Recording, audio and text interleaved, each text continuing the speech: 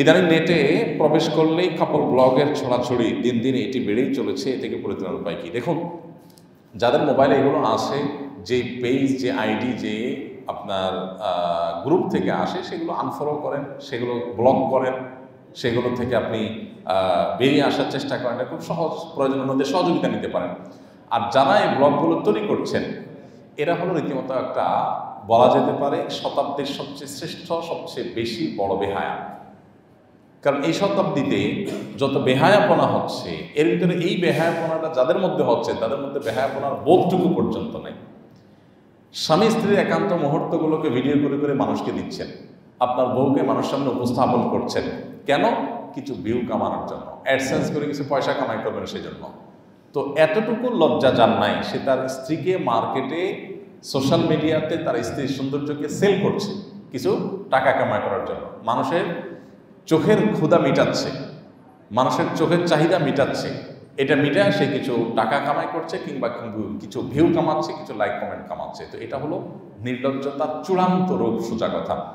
যে সমস্ত ভাইরা এই সমস্ত কাজে লিপ্ত, আল্লাহ তাআলা তাদেরকে বোধোদয় যেন দান করেন। আমরা তাদের জন্য দোয়া করি, তাদের সুমতি যেন হয়।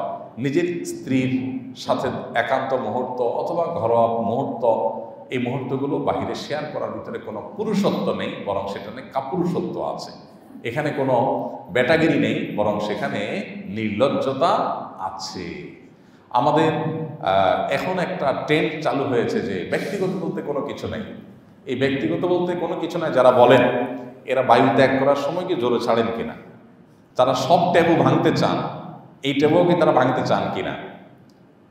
মানুষ আপনার ওয়াশরুম করে নির্জন জায়গায়, এরা চাইলে সেখানে ওয়াল তুলে গ্লাস লাগাই দিতে পারে, যাতে চারপাশ থেকে দেখা যায়। কারণ এই যে মানুষ ব্যক্তিগত কিছু কাজ লুকানোর চেষ্টা করে, এই চেষ্টাটা যদি দোষের হয়, তাহলে ওই ক্ষেত্রে গ্লাস লাগানো উচিত তারা অন্তত শুরু করা দরকার। তো বোঝা গেল যে তারাও সব ক্ষেত্রে সব ট্যাবু ভাঙতে চান না। তো স্বামী স্ত্রীর ঘরোয়া আলাপ সালাপ, ঘরোয়া বিষয়গুলোকে লোকচক্ষুর সামনে নিয়ে আসার ভিতরে কোনো ব্যাটাগিরি নাই, আছে নির্লজ্জতা। এখান থেকে সমাজের ভালো কিছু বয়ে আনবে না, মন্দ কিছু ছাড়া। আল্লাহ তাআলা আমাদেরকে বোঝার তৌফিক দান করুন। আমরা সকলে জানি কোকা-কোলা সরাসরি ইসরায়েলকে অর্থ সহায়তা করে। সব কিছু জেনেও যদি কোনো মুসলমান এই পণ্য ক্রয় বিক্রয় হতে বিরত না থাকে, তাহলে কি সে কোনো ধরনের গুনাহ করলো, বা তার পরকালে শাস্তি হবে কিনা? যে সমস্ত কোম্পানি পরিষ্কারভাবে মুসলমানদের বিরুদ্ধে কাজ করছে, অথবা মুসলমানদের নিধন যজ্ঞে, মুসলমানদের গণহত্যা, নিরপরাধ মানুষকে গণহত্যার জন্য যারা বিভিন্নভাবে ভূমিকা তারা রাখছে, সেটা অর্থ দিয়ে হোক, ফান্ড দিয়ে হোক, অথবা নৈতিকভাবে সমর্থন করে হোক, এরকম কোনো ভূমিকা যদি অবতীর্ণ হয় যেই কোনো কোম্পানি, তাহলে সেক্ষেত্রে তাদের সুবিধা দেওয়া হারাম। তাদেরকে সুবিধা দেওয়া বা তাদেরকে সুযোগ দেওয়া, তাদের পণ্য কিনে তাদেরকে আপনি সুবিধা দিলেন, এই পণ্যের লভ্যাংশ তারা পেয়ে অপকর্ম করবে বা তাদের শক্তি বাড়াবে, ফেস ভ্যালু তাদের বাড়বে। তো এইটাতে আপনার ভূমিকা রাখার সুযোগ নাই। এটা আপনার নৈতিকভাবে আপনার এই কাজটি করা উচিত না। আল্লাহর কাছে এর জন্য আপনার দায় থেকে যেতে পারে যদি আপনি জেনে শুনে এরকম করেন। একটা হলো যে না, আমি তাদের ভূমিকা পরিষ্কারভাবে আমার জানা নাই, অজান্তে করেছি, সেটা ভিন্ন বিষয়। কিন্তু আমার কাছে যদি পরিষ্কার হয়ে যায় যে এদের ভূমিকাটা কি, তাহলে আর সেখানে আমাদের কোনো প্রকার মদদ, পরোক্ষ মদতও যদি হয়, তাহলে সেটার জন্য আমাদেরকে দায়ী হতে হবে। আল্লাহ বলেছেন, ওয়ালা তাআওয়ানু আলাল ইসমি ওয়াল উদওয়ান, পাপ এবং সীমালঙ্ঘনের কাজে তোমরা একে অন্যের সহযোগী হইও না। এই যে কোকা-কোলার কথা বলছেন, সম্প্রতি তাদের যে অ্যাডভার্টাইজমেন্টের পরে আবার আলোচনাটা নতুন করে উঠে আসলো, সেই অ্যাডভার্টাইজমেন্টে আপনারা লক্ষ্য করেছেন, তারা কিন্তু বারবার করে বিভিন্নভাবে বোঝানোর চেষ্টা করতেছিল যে এটা ইসরায়েলের পণ্য না, এটা তারা বোঝার চেষ্টা করতেছিল। এবং নামটা তো ডাইরেক্ট নিতে পারে না, ঘুরায় ফিরে ওই জায়গার না, এই জায়গার না। এখান থেকে বোঝা যায় যে মানে এই রাষ্ট্র কতটা অভিশপ্ত হলে, বা এই নাম কতটা অভিশপ্ত হলে এই নামটা পর্যন্ত মুখে তারা নিতে পারছে না। এখান থেকে পরিষ্কার হয়ে যায়। আরেকটা বিষয় পরিষ্কার হয়, তারা শুধুমাত্র যদি এইটুকু বলতো যে আমরা ফিলিস্তিনকে সমর্থন করি, আমরা ফিলিস্তিনের গণহত্যাকে সমর্থন করি না, এই কথাটুকু যদি বলতো, তাহলে তো কিল্লা ফতে হয়ে যেত। কিন্তু এত কথা বলতে পারলো, আসল কথা বলতে পারলো না। এখান থেকে বোঝাই যায় যে তারা এই গণহত্যার ব্যাপারে তাদের সমর্থন আছে।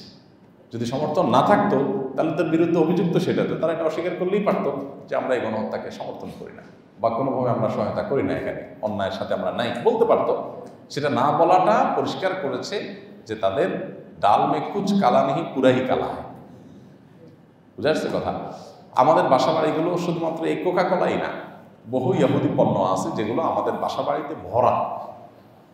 আমি কম কোয়ালিটির জিনিস কিনবো, বেশি দাম দিয়ে তুলনামূলক এর চাইতে খারাপ জিনিস কিনবো, তারপরে এই জিনিস কিনবো না। তাহলে আমার এই যে স্যাক্রিফাইস হলো, এই যে আমি বেশি দাম দিয়ে কিনলাম, এই যে আমি কোয়ালিটি কম জিনিস নিলাম, কম কোয়ালিটির জিনিস নিলাম, এটার কারণে আল্লাহর কাছে বিনিময় পাওয়া যাবে ইনশাআল্লাহ। ইদানিং গ্রামাঞ্চলে হাফ প্যান্ট পরা ছেলে অনেক দেখা যাচ্ছে, যদিও বয়সে তারা প্রাপ্তবয়স্ক। ইসলামের আলোকে বয়স্ক মানুষদের হাফ প্যান্ট পরে জনসম্মুখে ঘুরে বেড়ানোর বিধান কি? এটা পরিষ্কারভাবে হারাম কাজ ভাই। আমাদের তরুণদের মধ্যে পশ্চিমাদের অন্ধ অনুকরণের যে একটা প্রবণতা দেখা যাচ্ছে, যে পশ্চিমারা যেরকম করে এরকম করতে হবে। আমাদের এই অঞ্চলে মানুষ লুঙ্গি পরে, এখন আমাদের তরুণ সমাজের একটা বড় অংশ আছে এরা জীবনে লুঙ্গি পরে না, তারা শুধু প্যান্ট পরবে, ওই চুঙ্গা ছাড়া কিছু পরবে না। তারা হয় হাফ চুঙ্গা পরবে আর নাহলে ফুল চুঙ্গা পরবে, মানে চুঙ্গাই পরবে সব অবস্থায়, কিন্তু তারা কোনো অবস্থাতে লুঙ্গি পরবে না। লুঙ্গি পরার ভিতরে কোনো সওয়াব আছে গুনাহ আছে আমি সেটা বলছি না, আমি বলছি যে বিদেশি সংস্কৃতি, বিশেষ করে পশ্চিমাদের সংস্কৃতি জোর করে পুশ করানো হচ্ছে এদেশে। এবং তার একটা উৎকৃষ্ট উদাহরণ হলো এটা, যে আমাদের তরুণদের কিশোরদের আজকাল দেখা যাচ্ছে যে তারা প্যান্ট তো পরছে হাফ প্যান্ট পরছে, এবং হাফ প্যান্ট পরে নির্লজ্জের মধ্যে ঘুরে বেড়াচ্ছে। এই নির্লজ্জতাটাই বাচ্চাকে কিশোর গাইনের দিকে নিয়ে যাচ্ছে। যে কিশোর তার বাবা মায়ের দিকে মুখ তুলে তাকাতে তার ভিতরে জড়তা কাজ করত, যে কিশোর সিনিয়র মানুষকে, বড় ভাইকে দেখে সালাম দিয়ে বিনয় প্রকাশ করার কথা ছিল, সেই যুবক বাপের বয়সে মানুষের গায়ে হাত তুলতে পারছে যখন সে কিশোর গায়ের সদস্য হচ্ছে। এই নির্লজ্জতা শুরু করতে গিয়ে এই সাংস্কৃতিক আগ্রাসনগুলোর শিকার হয়ে সে এখান থেকে তার নির্লজ্জতা শুরু করেছে, সে নিজেও টের পায় নাই। কারণ নিজের রান, নিজের হাঁটু এগুলো মানুষের সামনে প্রদর্শন করা এটা লজ্জাহীনতার প্রকাশ, আর এগুলোকে ঢাকার চেষ্টা করা এটা লাজুকতার প্রকাশ। ওসমান বিন আফফান রাদিয়াল্লাহু তাআলা আনহু, ইসলামের তৃতীয় খলিফা, তিনি খুব লজ্জাশীল ছিলেন, এত লজ্জাশীল ছিলেন, এত লাজুক ছিলেন, এত জড়তা ছিল যে নবী করিম সাল্লাল্লাহু আলাইহি সাল্লামের সামনে বসা ছিলেন একদিন, তার পায়ের উপরে যে কাপড় ছিল সে কাপড়টা পায়ের যে হাঁটু এবং টাকনুর মাঝামাঝি যে গোছা, এই গোছার একটু উপরের দিকে উঠেছিল, হাঁটুর কাছাকাছিও যায় না, একটু উপরের দিকে উঠেছিল। তিনি লজ্জায় লাল হয়ে গেছেন, তাড়াতাড়ি করে কাপড়টা ঠিক করে দিয়েছেন। এটা বলে লজ্জাশীলতা। এখন এই কাপড় যদি হাফ প্যান্ট পরে ফেলতে পারে কেউ, তো কালকে নাইনটা হইতে কোনো অসুবিধা নেই, পরশু নাইনটি পড়তে কোনো অসুবিধা নেই। এটারও লজ্জাশীলতা কমে যাওয়ার একটা আলামত। বাবা মার উচিত সন্তানদেরকে দ্বীনের সঠিক দীক্ষাটা দেওয়া, যাতে করে তারা বকে না যায়। এই লজ্জা যখন ভাঙবে, সে বাবার মতো মানুষের গায়ে হাত দিতে, কিশোর গ্যাংয়ের সদস্য হতে, সন্ত্রাসী হতে, মাদকের দিকে হাত বাড়াতে সে কার্পণ্য করবে না। তো এই জন্য সন্তানদেরকে ধ্বংসের হাত থেকে বাঁচাবার জন্য দ্বীনি শিক্ষা প্রত্যেকটা পরিবারে দেওয়ার এবং চর্চা করার কোনো বিকল্প নেই। আর না হলে ধ্বংস যখন চতুর্দিকে হবে, তখন আপনার পরিবারও ধ্বংসের দিকেই এগিয়ে যাবে।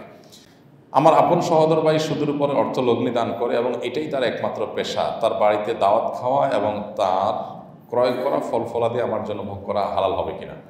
ভাই হোক আর যিনি হোক না কেন, যদি তার উপার্জনের একমাত্র সোর্স হারাম হয়, আর কোনো হালাল উপার্জনের কোনো ওয়ে তার না থাকে, তাহলে তিনি ওই তার হারাম উপার্জন থেকে আপনাকে কোনো আপ্যায়ন করলে, কোনো হাদিয়া দিলে সেটা আপনার জন্য গ্রহণ করা, ভোগ করা জায়েজ হবে না।